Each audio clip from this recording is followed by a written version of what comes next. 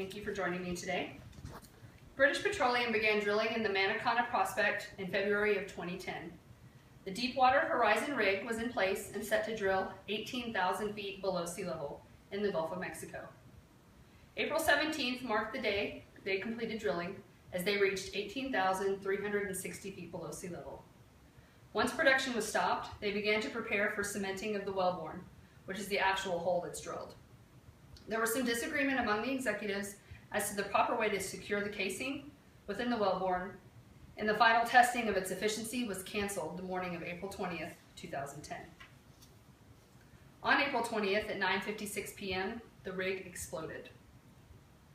An uprising of natural gas, oil, and concrete debris were the cause of that explosion. This explosion killed 11 people and seriously injured 17.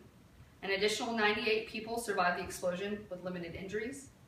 On board that rig was also over 700,000 gallons of diesel fuel. The fire burned for 36 hours. An article on PBS.com later reported that there were 5 noted human errors and 1 major mechanical error, which was the malfunctioning of the blowout preventer that ultimately caused this crisis. 2 switches, one being manual and one being automatic, failed to start the blowout preventer. Public backlash and heavy media reporting brought to light the very real implications of this event, and for 87 days the well gushed oil. Over 50,000 barrels a day were leaking into the Gulf. To put that in a more relatable sense, 1 barrel of oil is equal to 42 gallons. So more than 210 million gallons of oil contaminated the Gulf of Mexico. The executive response from BP was not well received. They quickly tried to blame the other guys for the entire situation. An article published by the Yale School of Forestry and Environmental Studies states that BP was leasing the rig and had workers from both Transocean and Halliburton on board. Each company had different responsibilities, but BP, because it was the majority owner, they were ultimately responsible for the events. BP's CEO at the time of the crisis was Tony Hayward. He was immediately bombarded by media outlets and angry Gulf Coast residents. Mr. Hayward told NBC's Today Show that the rig was run by another company, Transocean. That rig, he said, was run by their people and their processes.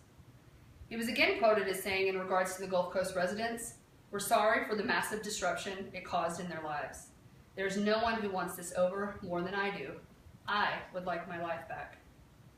Just a week or so later, Mr. Hayward was seen participating in an international sailboat race.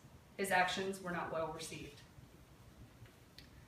According to BP's website, the response effort involved the mobilization of approximately 48,000 people, the coordination of approximately 6,500 vessels, and the deployment of almost 2,500 miles of boom to contain and absorb the oil. A containment boom is a temporary floating barrier used to contain oil spills. Booms are used to reduce the possibility of polluting the shorelines and other resources and to help make recovery easier. It's been just over 5 years since the BP oil spill.